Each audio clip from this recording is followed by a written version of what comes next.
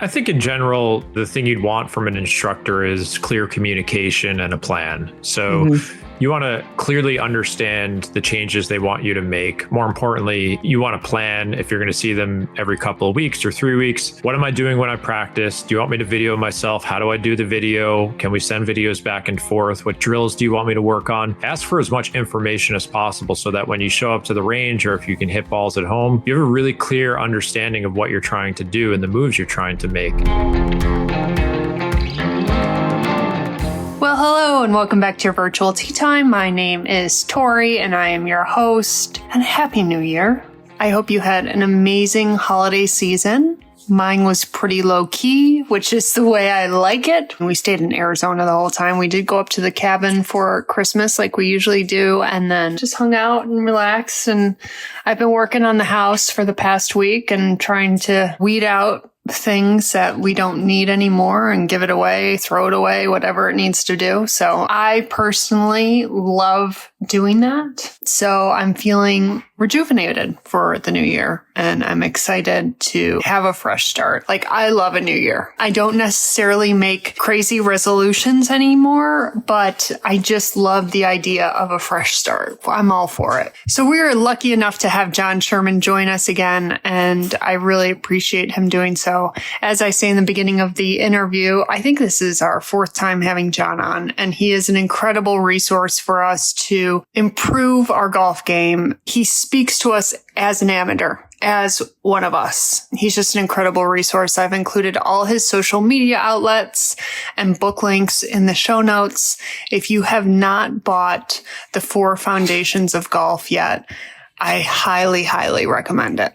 And again, I've included that link in the show notes. But looking ahead to 2025, if you are ready to book a girls trip for 2025, we still have spots available for the Dinsante Bay Invitational in October, which is October 23rd to October 27th. Dinsante Bay is absolutely stunning. It's so amazing. The golf course is pristine, and it's just a really fun time that we have down in Mexico. The tournament's smaller than Desert Classic and California Crush and Dallas Shootout, so you really get to know people better, and you're just enjoying life on the golf course and on the beach at the same time. It's an amazing venue to hold a golf tournament. So if you are ready to get some of your girlfriends together and come enjoy a fabulous beach vacation with some organized golf, then join us at the Dinsante Bay Invitational in October.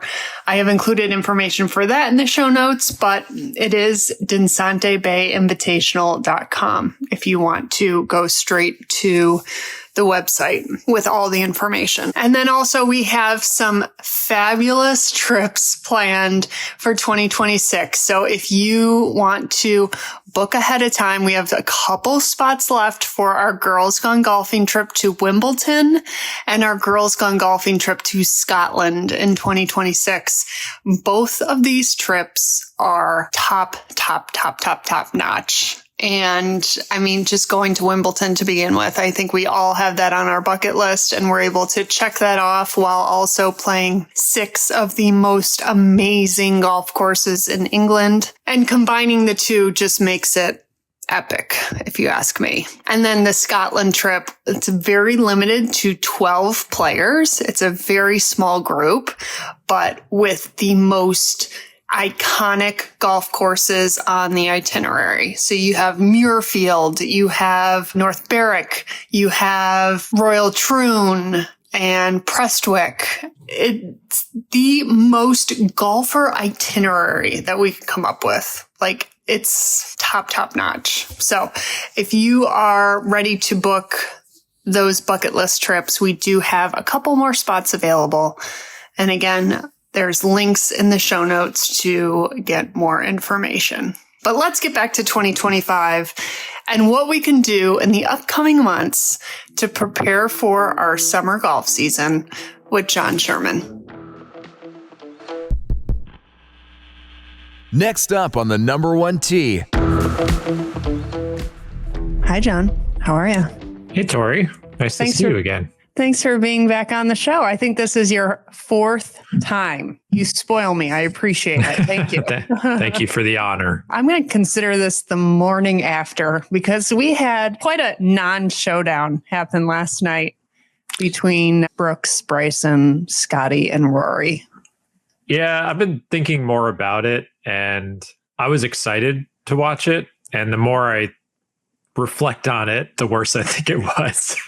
Oh my God, it was terrible. Yeah. I think back to the first one with Phil and Tiger. And while it was semi-uncomfortable and kind of low budget, I think it was COVID time, so there was no one there and whatever, but at least Phil was talking some shit.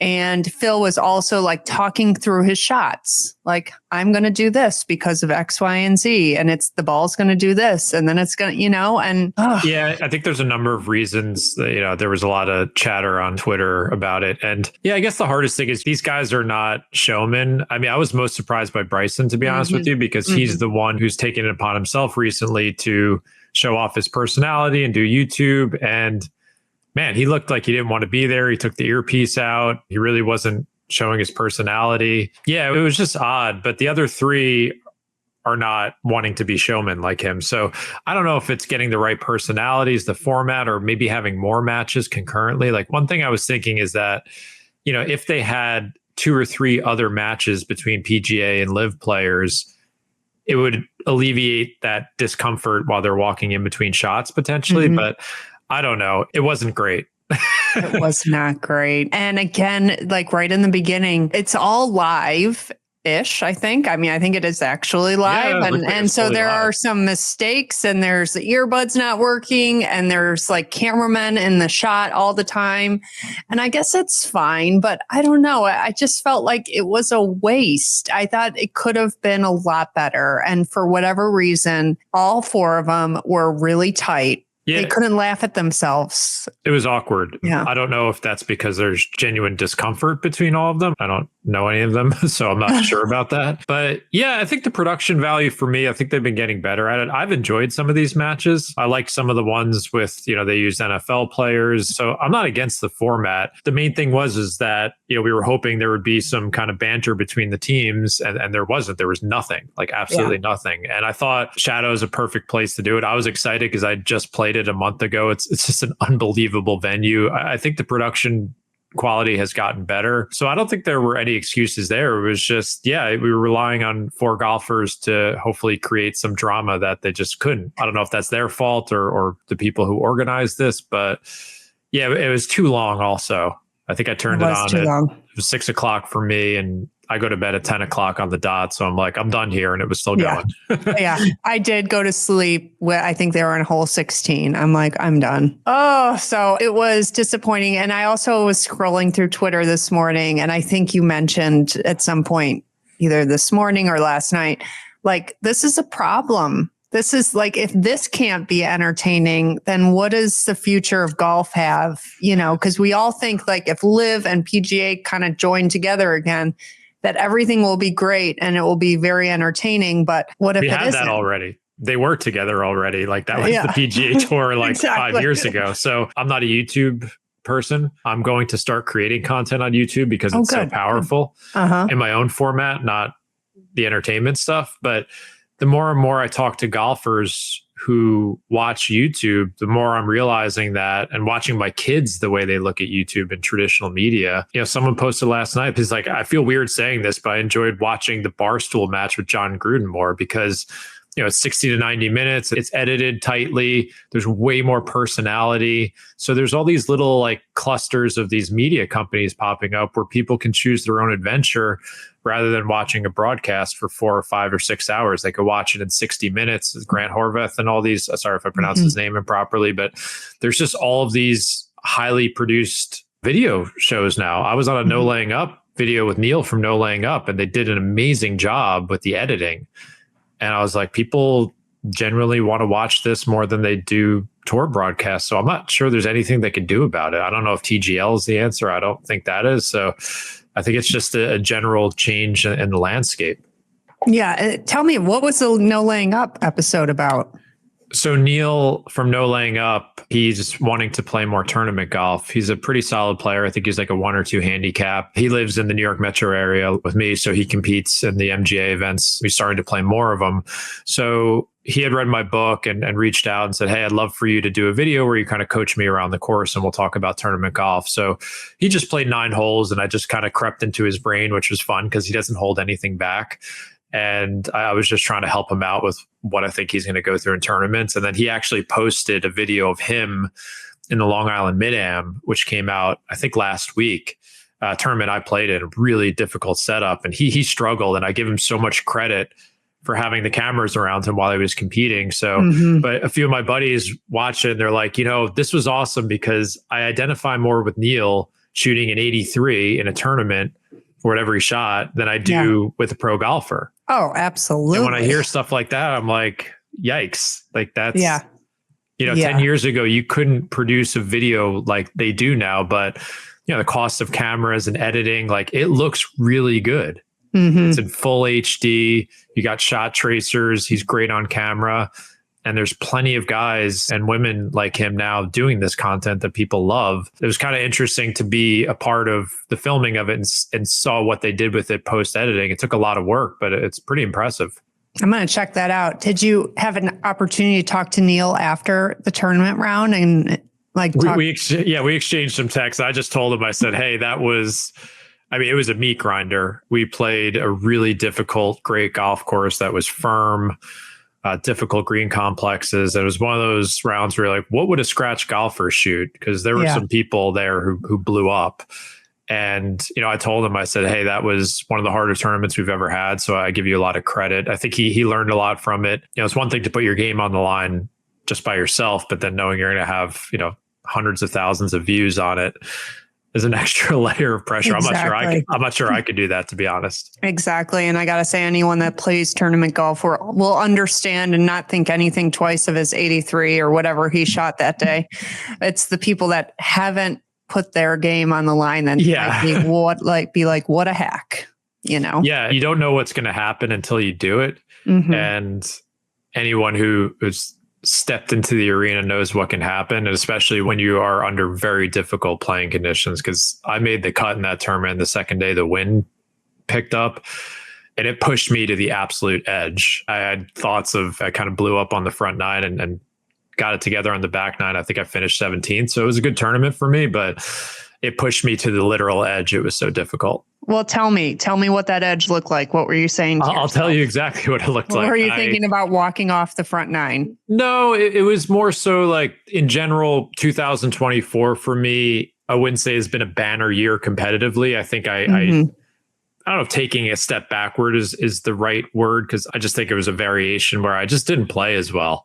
And I've been grinding all year. Like I would have difficult starts, and it was becoming a common occurrence that I would have to just like dig in after a tough few holes starting out and just kind of grind out a score. And it was just tiring. I've done it so many times this year. And in this tournament, on the first day, I was playing great, and I battled back to like 1 or 2 over par on the 16th or 17th hole, and I knew I was near the lead. And I just made a really sloppy double bogey on my last hole to shoot I think a 76. And it just left a really bad taste in my mouth because there was poor target selection, very sloppy short game, which has been a problem for me. Anyone who listens to my podcast knows the issues I'm having with my wedges. It ticked me off. I calmed down. I came out the next day and the wind was blowing, and I'm like, well, this is one of those days where like 79 is going to be a good score. It's not that I struck it poorly, but on the front 9, I think I 3-putted 6 times. The greens were just brutal. And I remember I 3-putted from like 15 feet on the 9th hole, and I think I shot a 44 on the front. I was like 8 over par on the front. And I just stepped on the 10th tee, and I'm like, this isn't going to get any easier. Like, I'm sick of this. This has been the whole year like this. I just don't have any energy left. And then part of me was like, just do it one more time. And I did. I think I shot even on the back, and I finished top 20. So it was nice that I could do that, but it was just exhausting. Yeah. And as I said, I've been doing it too many times this year. So it's something I know we'll talk about the offseason a bit, but it's something that I took note of this year, is that I was really shooting myself in the foot a lot and had to play catch up. Yeah. Yeah. I've definitely had a similar year where Or I just haven't been playing well. But other than you, I felt like I haven't put any extra effort in whatsoever. So I really have no excuse, and my expectations needed to be adjusted, which I think I did pretty well, actually, of adjusting my expectations, something I struggled with, growing up as a golfer, meaning like just growing through my journey of being a golfer, where you think that one day you figure it out and it should always be great. And that is not the case. So no, it doesn't always stay like that, unfortunately. Yeah. So you went to Scotland this summer, right? I did. I went for the second summer in a row, which was okay. Tell me about it. We've talked about Scotland. Yeah. I think, and I know the trips that you do are incredible, and I part of me wants to make that happen with my own audience. I haven't yet, but yeah, I went back. I've made a lot of good friends there, and just got to play. Sometimes I feel stupid saying all the courses I got to play. Don't even say it. Don't. It's I've been lucky. I've pretty much played almost every great course in Scotland, and I went on a very, it's hard to describe it. It's a bit of a triangle that I kept going on, where I was driving 2 to 3 hours between the East Coast, the north part of Scotland, and the West Coast. And I just, it was just a fantastic adventure, great friends. I got to meet a lot of new people, and it's something I'm hopefully going to do with my wife's approval every summer. Yes. And she will let you. I mean, it's just an amazing trip. So this year I went for 11 days, which was a little crazy. I played 13 rounds in 11 days, which pushed my body to the limit. Yeah. And my wife was like, can you make it like 5 days next time? And I think, I'm like, I think that'll be more appropriate for everyone. So let's say you go through with that plan of just playing 5 rounds of golf next summer, but you could play anywhere for those 5 rounds. Which places would you pick? It's hard because each region has such incredible selection of courses. So I think, in the St. Andrews area, obviously the old course, Carnoustie is not far from there. There's so many great courses around there, like East Lothian, which is about 2 hours south of there. You have North Berwick. You have Muirfield, Gullen. The Highlands was new for me this year. So we played Royal Dornoch, Castle Stewart, which is a Cabot property now, a really cool course called Brar, where there were cows and sheep all over the course. It was, hundreds of years old. So the Highlands is really special. And then the West Coast, I played Turnberry, Troon, Western Gales. And the crazy thing about Scotland is what I would call the second tier courses there, like Western Gales is a perfect example. Not a course that most Americans would know about, but if you plopped it in the United States, it would instantly probably be considered a top 25 course in the country. Yeah. And it's a very storied golf course in Scotland, but I don't think a lot of outsiders who aren't like architecture nerds know about it, and it's just unbelievable. And there's so many courses like that. So I'd like to get back and discover more of those. I hate saying second or third tier, the ones that are outside of the open rota, but it's the absolute riches of golf courses is insane. And then you've got, England and Ireland and other countries that I still haven't played. So yeah, I'm a bit addicted to it. So it's a bit of a Sophie's choice for me. I can't pick one region. It's impossible. Yeah, it does become addicting, even when you feel like golf isn't that much fun, or because I went through a summer this year where it just wasn't like, I'm trying to find the fun in it. You know what I mean?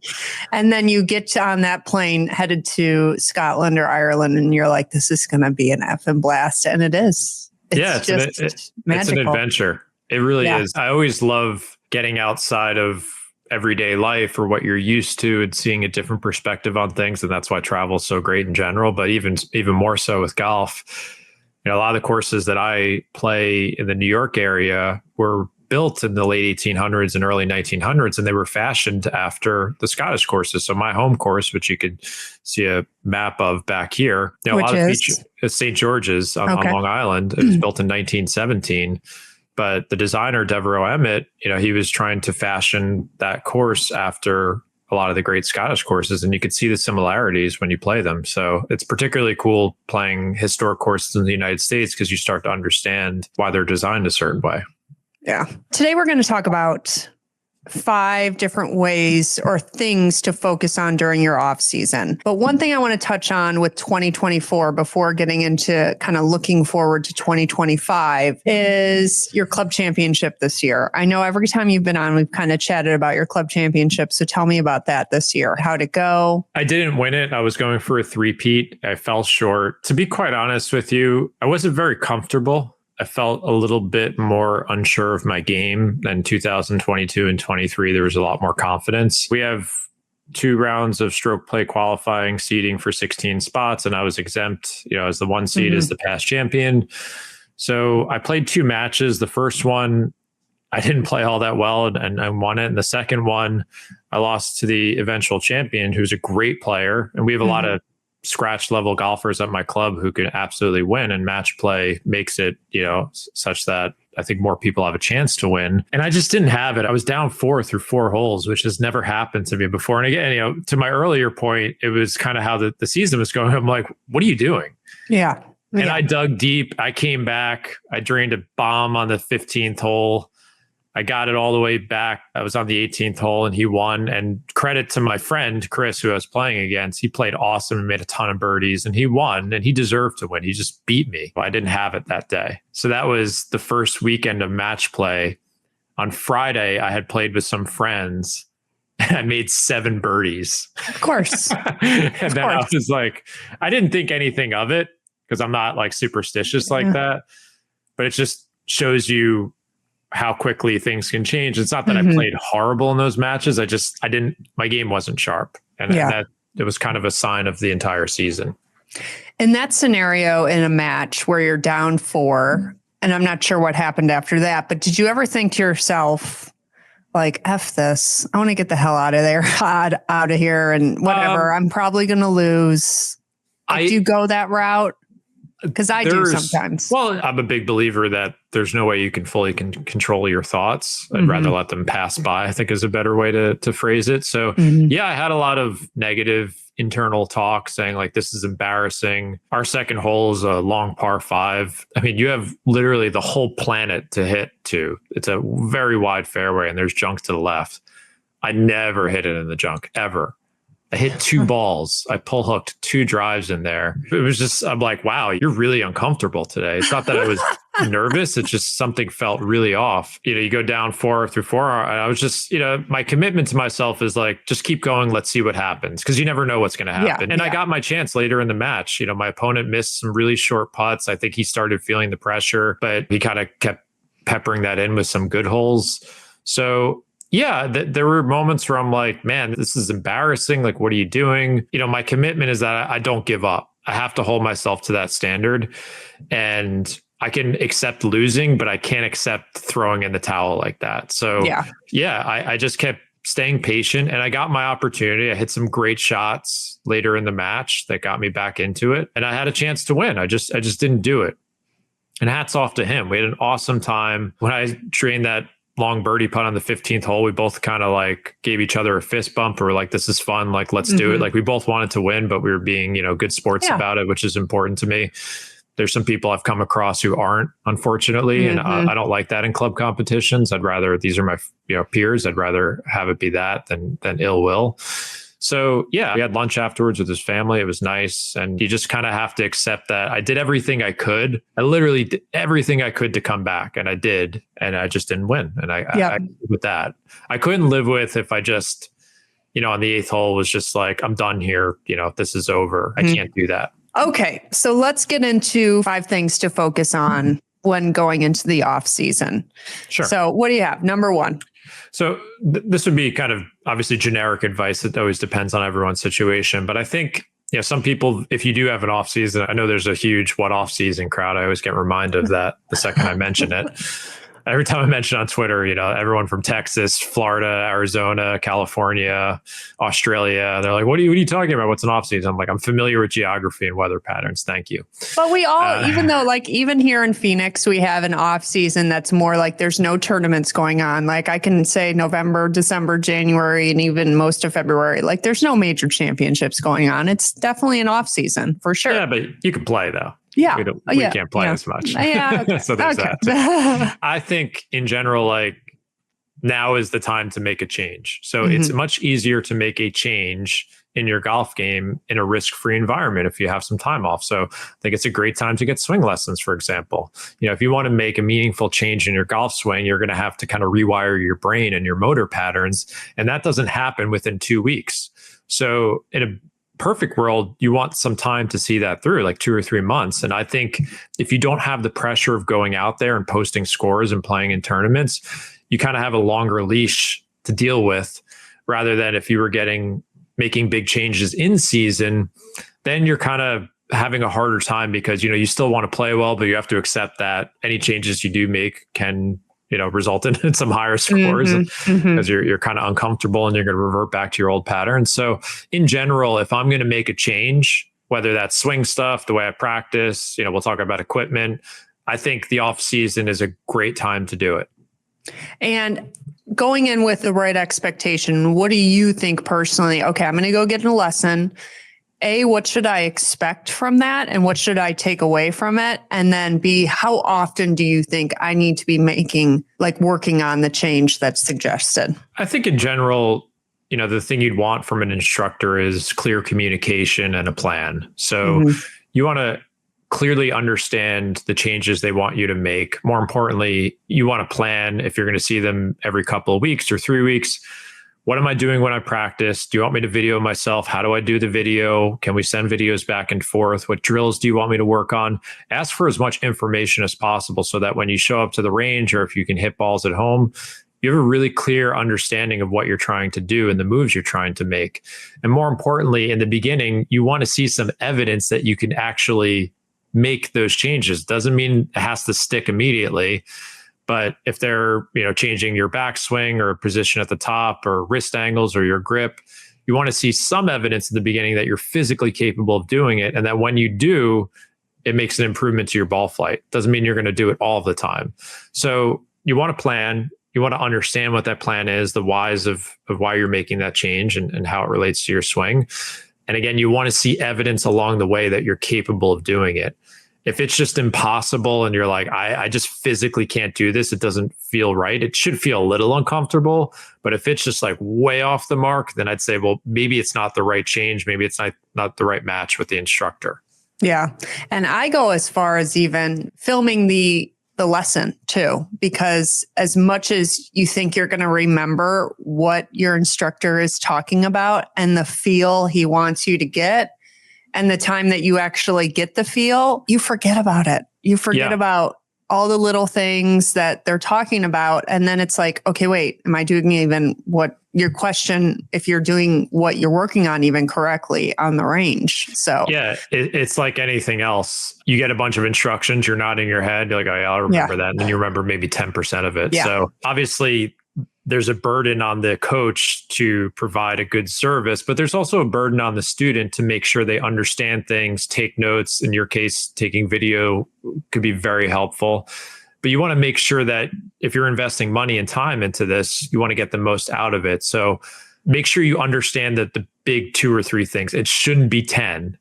It shouldn't be 10 things that you're walking away with. It should be a few things. And that's up to the instructor as well. And just be very clear with what you want to get out of it. And don't be afraid to ask for what you want. Because again, you're paying for it. So ask for the practice plan, ask for a quick video explanation, ask if you could take notes or summarize it so that you retain the information. Absolutely. And what are you working on this offseason in regards to your swing, if anything? Unfortunately, not much, because I just got a procedure done on my elbow. I've had tennis elbow for about 18 months now. I have tendinosis, which is an advanced stage of tendinitis. I've been dealing with pain in my elbow, and every time I mention it, I get flooded with emails of people how to fix it, and none of it's worked, unfortunately. The tried and true methods are, the rehab. I've been doing strengthening exercises, but I did get a PRP shot, which is when they take your blood out and spin it and inject it back in, and hopefully it allows tendons to repair. So with that, I've got to not swing a golf club for about 6 to 8 weeks. So wow, right now, that's long. Yeah, but don't feel too bad for me. I'm going to break the fast by going to St. Lucia and play golf in January. So, nice. So I have that. That's the way to do it. That's the way to do it. Okay, I think last time we talked, you were having elbow pain, so that makes sense. It hasn't gone away, unfortunately. Wow. I've been able to play through it. I've played a ton of golf this year. I've been playing golf for 30 years, and this is the first injury I've had. So I've been mostly fortunate, and I'm taking this in stride, but it's a nagging injury. These tendinosis can last for a few years. It's not a pleasant injury to deal with. And then just the pain was in the elbow, or was it more in the forearm? It's on the outside of the elbow. So if you're looking at like over here, like right over here, the extensor tendon is over here. So I have tears here and also on my radial collateral ligament, which is just above the elbow. It's not like some people have it way worse. Like I have friends who've had it. They can't pick up a cup of coffee or turn a doorknob without like being in pain. Mine's not that bad. It's only when I play golf. And to be quite honest, if I take an Aleve or an Advil, it mostly makes it okay to play golf. But I'm obsessed with being pain-free and taking care of my body. So I'm trying to do everything I can to help this thing heal itself. And I've done all the right things, and sometimes it just doesn't work. So hopefully the shot will help it repair, but it's just something I've been dealing with. So yeah, I can't hit balls, but when I do, I'll go back to my tried and true kind of impact location stuff. I'm still struggling with my wedges and then working on that. So I'll be hitting a lot of miniature chip shots at home, trying to regain some confidence there. What is going on with your wedges? Like what really is going on? Is it more like mental? It's both. As I became a better iron player over the years, and I would have rounds for, I'll hit 14, 15, 16 greens. I don't have to chip as much. And because of that, my greenside wedges, not so much out of the rough or the bunkers. I'm okay there. But you give me a tight lie and I've got the heebie-jeebies, and it's just kind of grown and grown and grown in my head. So yeah, I've got some yippish type stuff going on, and it sucks too. It hasn't been fun.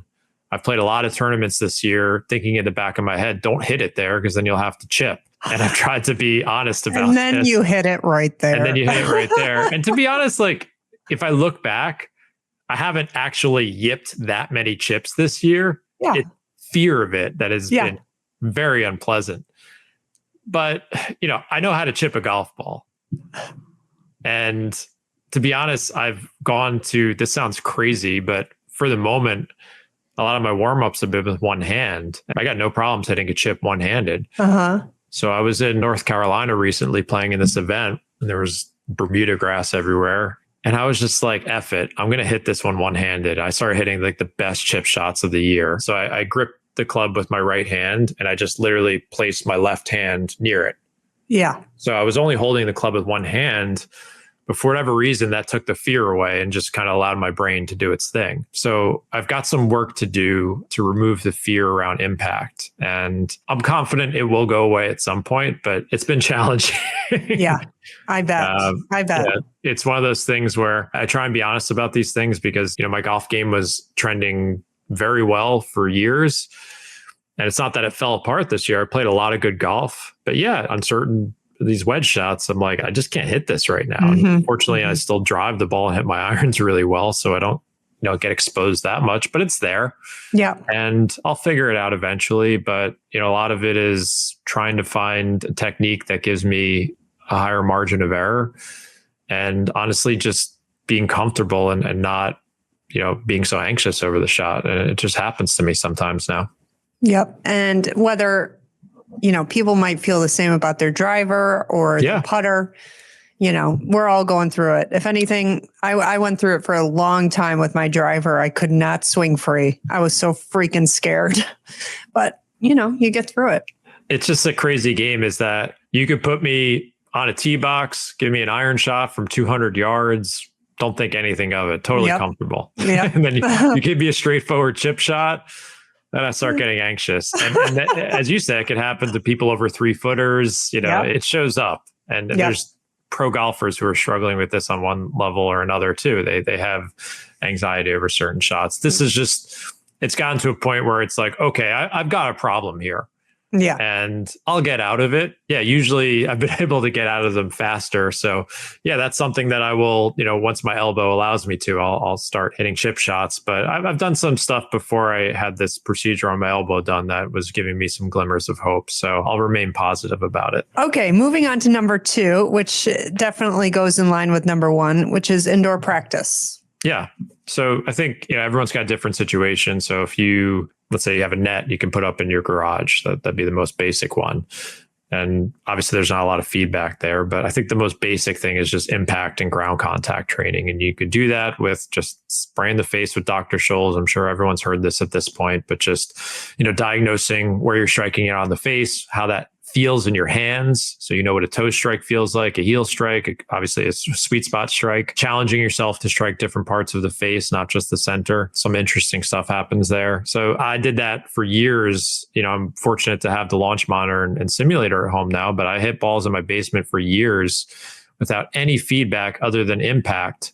And now there's this, for ground contact, obviously not as easy on turf, but there's a product called the Divot Board that came out, which maybe I know you want to talk about some gifts towards the end of the episode, but that's a great training aid to show you where you're striking the ball on the ground. So I would tell most people, like, if you don't have a launch monitor or access to a simulator and you're just hitting into a net, you can't go wrong with working on impact.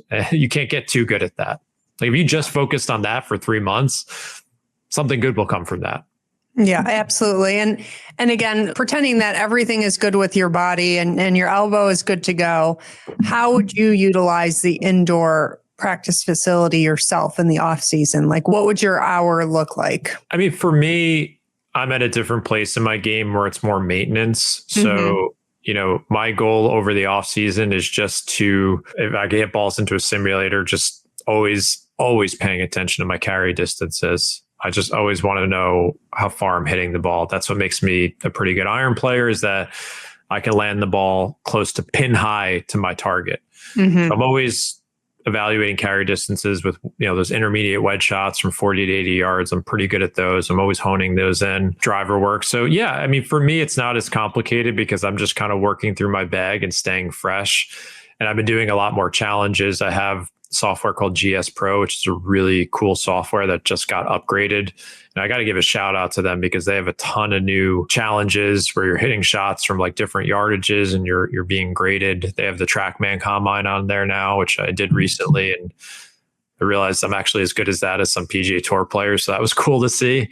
Okay, wait. So what is this software? Is it like in TrackMan or? It's called GS Pro. So it's an alternative. So if you don't have a TrackMan, let's say you have a Foresight GC3, which is what I have, or a Unicore, it has some official integrations with launch monitors and some unofficial integrations. I'll just leave it there.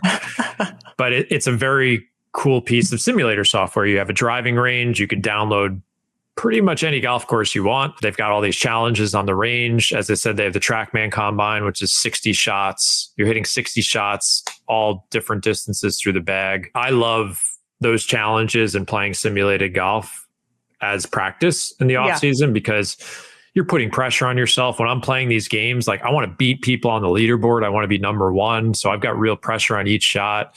If you're playing a simulated course, it's forcing you to change clubs and targets and kind of mimic what a real round of golf feels like.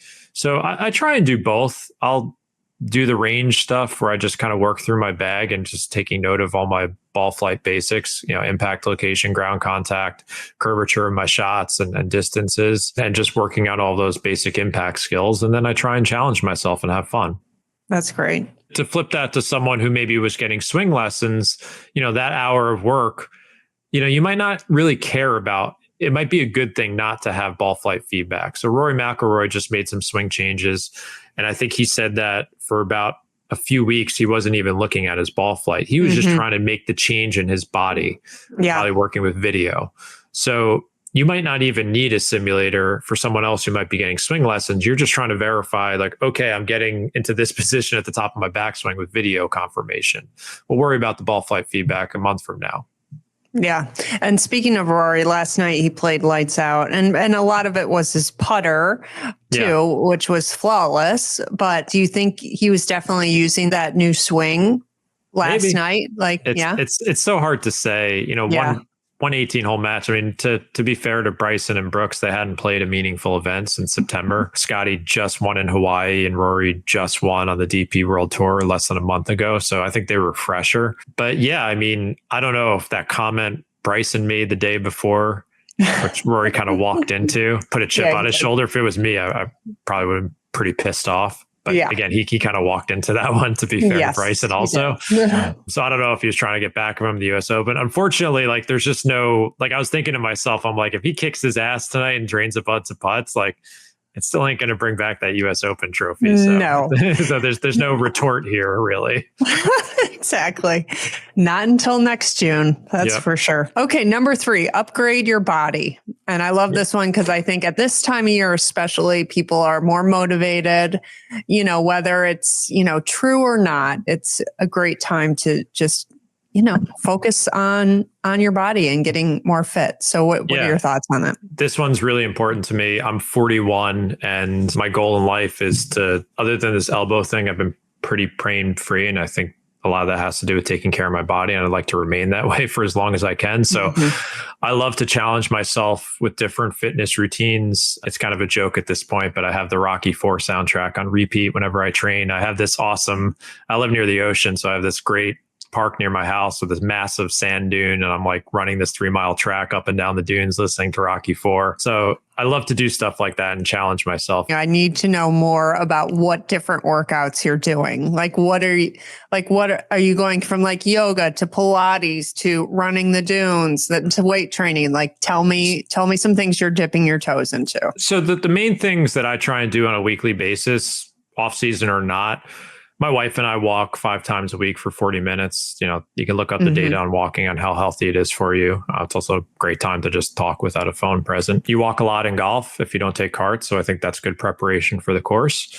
I try and lift weights 3 times a week, full body workouts, nothing fancy, bread and butter, chest press, bicep curls, squats, deadlifts, lunges, shoulder presses, try and get stronger over time. I have one of those tonal machines at my house, which I absolutely love, which allowed me not to have to build out an entire gym. But if you have a basic set of dumbbells, you can do all that. Right now, I can't lift weights because of my elbow. So I'm doing more kind of cardio. So I've gotten a little back into, just because I've been doing this sand thing, I'm like, let me just run this thing and see how hard I can go. At least it's sand. I'm not going to destroy my joints as much. Absolutely. So I've been doing more cardio because I can't lift weights. But I think, based on everything I've learned, I think weight training is the most efficient exercise anyone can do in terms of time invested and what you're going to get out of it. In terms of, there's a cardio element to it. There's a mobility element to it. There's all this preventative stuff for osteoporosis and all, cancers. And I mean, look up the data. It's incredible what resistance training does. I fell down a flight of stairs on my way to this trip in North Carolina. I'd posted it on Twitter. I was leaving my house at 5 a.m, trying not to wake up my wife and kids. And I slipped down the stairs. I went down like half the staircase and I thought I'd destroyed my whole body. And I was like, should I even go? And I was okay. Like I was a little tight, but I'm almost certain if I hadn't lift weights all the time, I would have broken something. Maybe I would have died. I don't know. Yeah, absolutely. But I had control over my body and I had cushioning. So my parents have lifted weights for a long time and they're in their late 70s now and probably seem like they're in their 60s to most people. So I just think anyone who's taking their health seriously should be lifting weights. Yeah. My mother, she just celebrated her 72nd birthday and people think she looks like she's 50 years old and she lifts weights 4 days a week. Like it's like clockwork. She is down in her little gym that she has, which is nothing special. Okay? Yeah. That's the thing is you literally need a few, you can do body weight too. Yeah, it's nothing special. And she has the means to like build out a gym and she doesn't do it. Like it's just a couple of dumbbells, a mat and a bench. And she has been lifting weights for 10 years straight. I mean, it's the closest thing that I've ever seen to the fountain of youth. Like I'm not against running. I think running is great. I think yoga is great. But if you had 90 minutes a week to do something, you will absolutely get the most out of lifting weights. And I really don't think that's up for debate anymore. Yeah, agreed. Let's finish this number 3 with upgrade your body about speed training too. Yeah. I mean, I'm always a cheerleader about doing speed training in the off season, but how do you still use speed training devices? I can't do it right now because of my elbow and broken clock, but I did super speed golf when it first came out. So I met the co-founder Kyle when they first launched it, I think in like 2015 or 16. So I started doing it back then and I've done the stack. And then there's a lot of other companies now. There's a ton of low hanging fruit there for most golfers. So my swing speed is still about, I probably dipped for a while and then I got more serious about it. So I'm swinging at 110 at 41. I'm 5'8" with short arms and short legs. You've seen me in person, Tori. I'm not an imposing physical figure, but when people see me hit the driver, they're like, holy shit. So that I can attribute a lot of that to the speed training and just kind of removing the governor off the swing card is how I think about it, and getting your body to move faster. So I think it's a good idea for most golfers. If you want to make sure you're physically capable of doing it, there's a risk of injury if you go too hard, too fast. There's 3 elements to swing speed, I think, or what I've learned from guys like Mike Carroll and the Titleist Performance Institute. There's certainly a strength element to it. So getting stronger will likely yield swing speed gains. There's this explosive part of this, which you could do kind of jump training.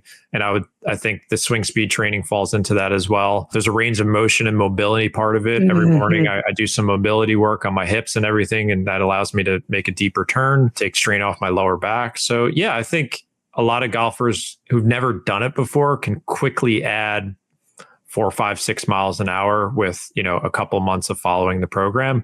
You stall out at some point. That's very common. I don't think I'm ever going to get faster than I am now. I'd have to do some really crazy stuff that I'm just physically not willing to go through. So yeah, but again, I'm advancing in age and I got faster, which this all works together. Yeah, absolutely. And I do feel like there is like you said, a trifecta of working on your mobility plus strength training plus intentional speed training, that it all goes together. You can't do one or the other, or you will stall out. It depends what your deficiency is. So some people might, for a long time, I skipped leg day for 20 years. When I started getting serious about doing squats. Say it ain't so, John. Yeah, I was all about just making sure my upper body looked good. But You're not the only one. I met my wife when I was 23, so I don't have to worry about that anymore. So I was like, okay, I'll finally get my lower body stronger. And it was the best thing I've ever done. Squats, deadlifts, man, what an incredible way to remove lower back tightness. Exactly. But also for me, I had a strength deficiency in my lower body. And when I added that strength, it increased my speed because I could use the ground better. Some people have upper body. Might be a trunk thing, or it could be a mobility thing, or it could be this explosiveness. So everyone's a bit different of where they're lacking. But for the most part, if you do this stuff either separately or in tandem, you're likely going to see movement in the right direction. Yeah, this reminded me, I have a shoulder issue of some sort that I've always had, but it is getting worse. And I'm definitely using this time to go see the doctor, get the scans done, get everything checked out, use this time, because those things take up a lot of time and they are easy to cancel. You know what I mean? Think you don't have any time. You gotta reschedule. Because in the season you just want to play. And that's kind of what this elbow thing was for me. Last fall, that's when I got the MRI and started, understanding what the problem was. I was like, oh, this hurts in the spring. Great. I'm just going to go play golf and I'll do the exercises. But I waited to the fall to actually see what the actual damage was. Exactly. All right. Number 4, get your equipment checked out. Yep. What do you mean by that? I know you have a bunch of different golfers listening to this in different situations. So not everyone has access to a great club fitter or can always afford it. But I've been fortunate to work with Pete's Golf. They're on Long Island and some of the best club fitters in the industry. And we've worked in tandem for a very long time. And some people love to change equipment for the sake of it and saying oh, look at this new shaft I got or new driver head. I love equipment, but I'm not a junkie. So if I'm going to make a change, it has to be for a good reason that relates back to impact. So, I noticed some changes in my iron flight this year. I hit a tight draw and I'm starting to see more of this straightish leaking right shot. And I had a suspicion that it was my lie angle, and we checked it out and my lie angle is way off. A few years ago, my irons were flattened by 2 degrees because my toe at impact, the toe of the club was in the air. And when that happens, it's harder to make good contact with the turf, and there will be some directional issues as well. Lie angle is very important for your irons and wedges. So we realized that my lie angle had gone in the opposite direction. Now the heel of my club was up in the air. I'm not going to get into the D plane right now, which is very complex, but that's why I was seeing more shots go to the right, because the heel of my club was in the air at impact. So it made sense to me. I'm like, I have an into out path, but I'm not seeing a draw. It's got to be lie angle. So we fixed that. got some, probably I'm playing new irons that were better for me, more spin, more height, graphite shafts on my irons to help reduce shock on my elbow. Would never even know they're graphite. They're just as heavy as steel now, thicker grips. So long story short, if you can find a good club fitter, you can address multiple issues. Could be distance with your driver, could be directional issues, could be physical stuff. A lot of people have arthritis in their hands, and you could work with that with graphite shafts and the thickness of the grips. We're trying to reduce the wear and tear on my elbow with these graphite shafts on the grips. Wedges, there's so much stuff you could do there in terms of sole design, center of gravity on the clubs. Getting new ones. Like some people have their wedges forever. It's like the only club that wears out. Yeah. I mean, I think my iron's finally worn out because I've been playing them for 8 or 9 years. Like Woody, the fitter I work with, he looked at my pitching wedge. He's like, it's like, you beat this thing to hell. But, driver and irons, they don't wear out as easily as a wedge. Yeah, If you're playing in sandy conditions, stuff like that, they'll wear out in a year. Yeah. And after 8, 9, 10 years, there is something to be said of there could possibly be better technology out there. Yeah, that's what we found for me. I'm a low launch, low spin player, which a lot of golf companies don't like to design clubs for. So we found an iron for me that actually launched the ball a bit higher with more spin while maintaining my distance. So that was a nice upgrade for me that I'll hopefully take into next year. So yeah, these are kind of similar to what I said on swing lessons. It's easier to make these changes and experiment in the off season so that now I can go hit balls with these new irons once I get the okay from my doctor and get used to them in a risk-free environment. And then when I go out in the spring, it's not like I just put them in the bag yesterday. I'll feel more comfortable with them and I'll actually see if they're right for me. I got to test them on the course as well. So yeah, I think most people view the off season as a time to maybe put the clubs away, but it's also a good time to actually look at your clubs and say, hey, this driver is 8 years old. Maybe there is something better for me. I don't want people thinking they need to buy a driver every 1 or 2 years. The technology doesn't change that much, but every 5 years, you're going to see a big cycle. Yeah, absolutely. Just like Jon was explaining all his process before that, it's like there's lots of things you can look at. You can go into a fitter and just start looking at your numbers and looking at all your angles and everything. And there can be little tweaks that can be done that could make a big difference. Yeah. And I always say it has to go back to your ball flight. So in my example, I started noticing a material change in my ball flight in the last year where I'm like, I'm standing over this iron shot and I'm used to seeing it come back right to left and it ain't coming back. That doesn't feel good under pressure. Yeah. So in my head, I'm like, this has to be a lie angle issue. I'm looking at my divots, but I wasn't willing to cross that bridge until the season was over because I didn't want to start messing around with it in season. Some people could do that. PGA Tour players can do that. Yeah. I coach Matt Hughes on the PGA Tour, and sometimes the ping guys in the van will make a change, give him a new driver or give him a new set of irons, and he goes right out and plays with them. But not everyone has access to the Ping Tour van. Yeah, no, absolutely. So, all right, and then looking for our final number 5, it is think about your goals for the year. So, I want you to start off with your own goals. What do you have for 2025? I think my goals remain similar. Yeah, my message to most golfers is that it's so easy to set scoring and handicap-based goals. Yeah. That's the easy thing to do in golf. We want to shoot lower scores. Yeah, no shit. Yeah, we all do. So to my point, you got to dig deeper than that. So I'm a big believer in, process and habit-based goals because they've been very helpful to me in my business and life and golf game. I'm very scatterbrained if I don't write things down and keep a record of them. Like, for example, this is kind of silly, but I'm trying to get better at short form video and doing YouTube videos this year. So for me, I'll hold this up to the screen.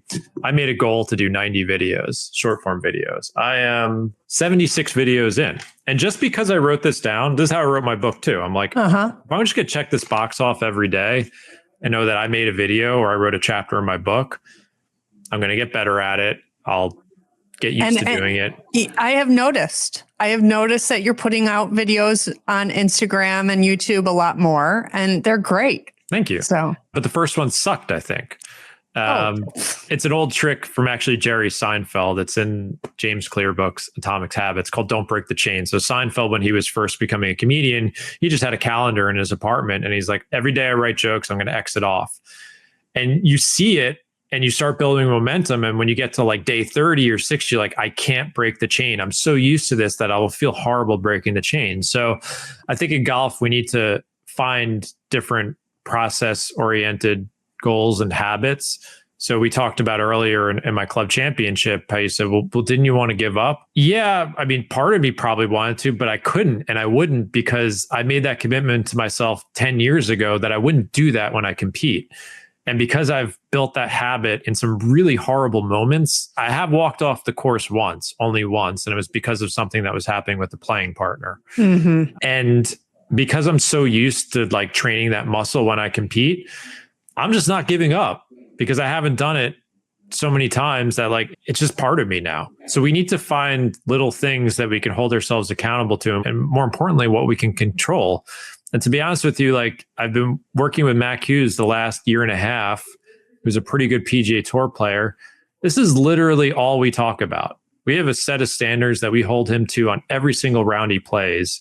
And when he does a good job of this, he usually finishes pretty high in a tournament and he feels good about himself.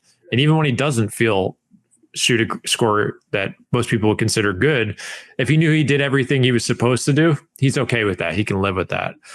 So everyone's different, but you need to dig deeper and dissect your game, your driver, your irons, your wedges, your putter.